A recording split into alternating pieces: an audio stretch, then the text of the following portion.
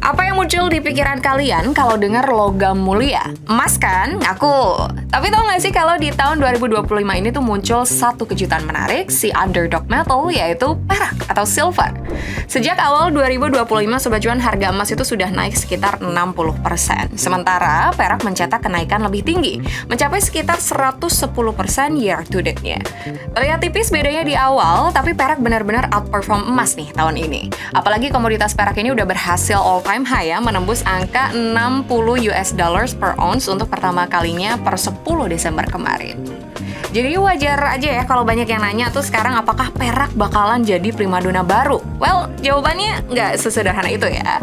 Perak dan emas memang sama-sama shiny nih growth-nya ya, tapi pembelinya beda, drivernya beda, jadi masa depannya juga bisa beda ya. Di video ini, kita bahas prediksi harga perak ke depan dari para big institutions dan semoga aja ini bisa menjawab pertanyaan Sobat Cuan ya terkait apakah perak berpotensi menyaingi emas. Kita akan bahas berdasarkan data dan pandangan institusi. Pertama, kita harus ngerti dulu nih bahwa emas dan perak itu punya karakteristik yang sangat berbeda. Emas itu aset yang sangat sensitif terhadap kebijakan moneter. Bank-bank sentral di seluruh dunia pakai emas sebagai reserve aset. Jadi kalau ada ketidakpastian atau suku bunga berubah misalnya, emas itu akan cepat banget nih meresponnya. Tapi di sisi lain, perak itu setengah pergerakan monetary, setengah lagi pergerakannya industrial. Artinya pergerakan harganya nggak cuma dipengaruhi oleh sentimen investor, tapi juga kebutuhan industri. Ada 3 sektor besar yang lagi mendorong permintaan perak ke level yang belum pernah kita lihat sebelumnya. Yang pertama, solar photovoltaics. Boomingnya energi terbarukan ini bikin konsumsi perak untuk solar panel naik terus-menerus Sobat Cuan. Karena setiap panel itu butuh perak dan produksinya secara global otomatis terus mencetak rekor ya. Contohnya ada saham First Solar dengan performa year to date-nya yang udah tumbuh sekitar 40%. Yang kedua, electronics and semiconductors. AI servers, data centers, high-end electronics itu semuanya butuh perak, Sobat Cuan. Nggak sedikit ya, tapi dalam jumlah besar. Karena sifat perak yang sangat konduktif. Contohnya, of course, the undisputed semiconductor king, saham Nvidia dengan performa year to date-nya yang udah grow ya di kisaran 33%. Nah, yang ketiga ada electric vehicles atau EV. Perusahaan EV ini menggunakan perak dalam komponen kelistrikan internal, Sobat Cuan. Jadi semakin besar penetrasi EV, maka akan semakin besar pula demand peraknya.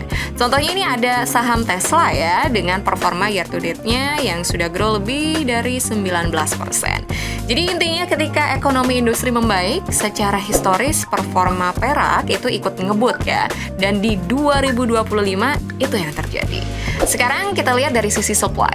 Yang jarang orang tahu, perak itu bukan ditambang sebagai produk utama, Sobat Cuan. Sebagian besar pasokannya itu muncul sebagai byproduct dari penambangan copper, lead, zinc, dan lainnya.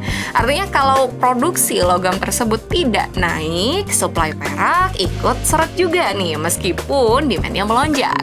Dan itu yang bikin kombinasi di 2025 cukup unik, karena permintaan industri naik keras, tapi supply-nya ketat. Nah, hasilnya gimana? Harga cenderung naik dalam kondisi yang seperti ini. Sekarang kita akan bahas pertanyaan yang banyak ditanyain semua orang. Tren kenaikan perak ini masih bisa menguat atau udah mau masuk fase cooling down nih? Jawabannya seperti aset lain, nggak ada yang naik selamanya ya. Ada beberapa sinyal memang yang bisa kita gunakan untuk memantau dan mendeteksi potensi pembalikan arah. Seperti misalnya yang pertama ada capex semiconductor dan industrial order books. Kalau perusahaan mulai memotong belanja modal, itu bisa jadi tanda kalau permintaan perak itu melemah.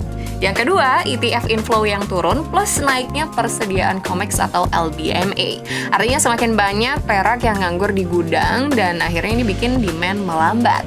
Yang ketiga, ada gold or silver ratio.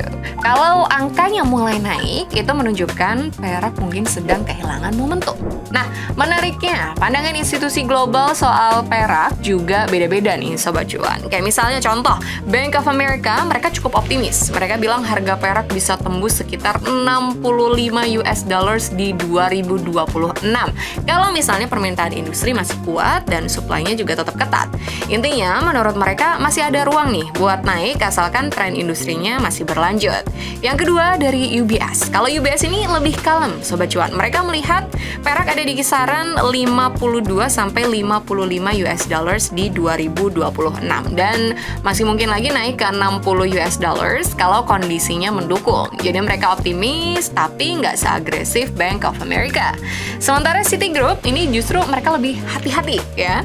Mereka nurunin targetnya ke sekitar 42 US dollars karena mereka melihat pasar mungkin bakal sedikit dingin dulu nih atau mengalami sedikit koreksi. Jadi kalau disimpulkan, ada yang berpendapat bullish, ada yang moderat, ada yang lebih hati-hati. Nah, prediksi mereka semuanya berbeda tergantung gimana mereka melihat ekonomi global dan industri yang menggunakan perak ke depannya. Sekali lagi, semua data tadi adalah pandangan institusi, bukan jaminan hasil di masa mendatang ya. Setiap proyeksi selalu bisa berubah mengikuti kondisi pasar. Nah, buat kamu yang penasaran dan pengen lihat gimana sih pergerakan perak, bisa coba nih ya, explore ETF iShares Silver Trust atau SLV. Nanti kita akan taruh linknya di bawah sini ya. So, apakah perak akan bisa terus mengejar pergerakan emas? Itu balik lagi ke bagaimana ekonomi global akan bergerak ya. Apakah industri akan tetap ekspansif? Apakah permintaan energi terbarukan dan AI makin besar? Dan apakah supply tetap ketat? Nah, itu akan menjawab nantinya. Yang jelas angka-angkanya sekarang memang menunjukkan perak itu lagi di babak awakening-nya nih. Keputusan akhirnya, ya biarkan data yang bicara dan kamu sendiri yang menilai.